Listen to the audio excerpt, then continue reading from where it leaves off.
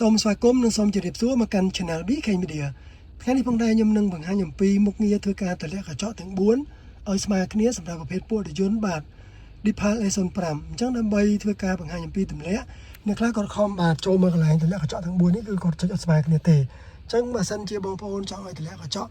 បាទនេះតម្លាក់កញ្ចក់តែបន្តិចបាទអញ្ចឹងមិនន័យថាតម្លាក់អាចចន្លោះពី3សង់ទីម៉ែត្រហ្នឹងដែលជា default របស់គេហ្នឹងដើម្បីឲ្យកញ្ចក់យើងបាទចេញកម្ដៅគឺបងប្អូនអាចតម្លាក់បានឬខ្លះទៀតគាត់ឈប់រថយន្តចោលនៅក្នុងរថយន្តគាត់ខ្ជិលតម្លាក់ខ្លាំងគឺអាចតម្លាក់បានតាម default របស់គេគឺមានឈ្មោះថាបាទ all window vinyl បាទអញ្ចឹងបងប្អូនចង់តម្លាក់ហ្នឹងគឺបងប្អូនចូលរថយន្តបងប្អូនមកហើយបងប្អូន slide កន្លែងនេះមកបងប្អូននឹងឃើញពាក្យថា all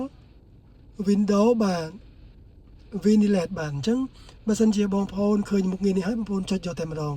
សម្រាប់អ្នកដែលគាត់ចង់បានមុខងារនេះប៉ុន្តែឃើញទេគឺបងប្អូនអាចចូលទៅកន្លែងពាក្យថា edit នេះមក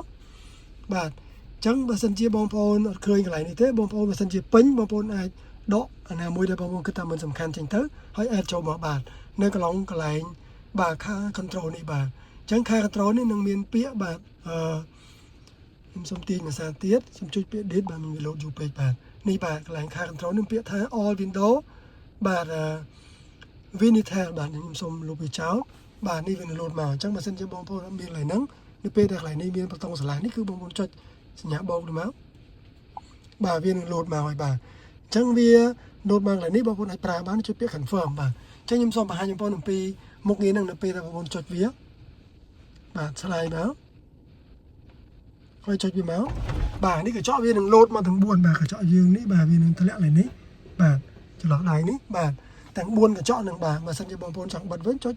all window វិញនឹងបិទវិញបាទលឺសលេងបាទខ្ញុំសូមជួយភាសាទៀតបាទនេះវានឹងតម្លាក់កញ្ចក់បាទអញ្ចឹងយើងមិនបាច់ហត់មកចុចទៅនេះម្ដងឆ្វេងស្ដាំទាំង4ដើម្បីឲ្យកញ្ចក់ធ្លាក់ចឹងក៏ធ្លាក់ស្មើទៀតបាទនេះគឺជា default របស់គេសម្រាប់អ្នកដែលគាត់បាទចង់ថាឲ្យវា option ហ្នឹងបើសិនជាបងប្អូនខ្លះគាត់បិទជាមួយនឹងកន្លែងគេហៅថាត្រទឹកនេះបាទត្រទឹកនេះអញ្ចឹងបងប្អូនអាចចុចមុខងារនឹងបានចូលមកកន្លែង all window បាទ vinyl មកចេញមកគឺកញ្ចក់វានឹងទម្លាក់ឲ្យបាទខ្ញុំសុំបិទវិញ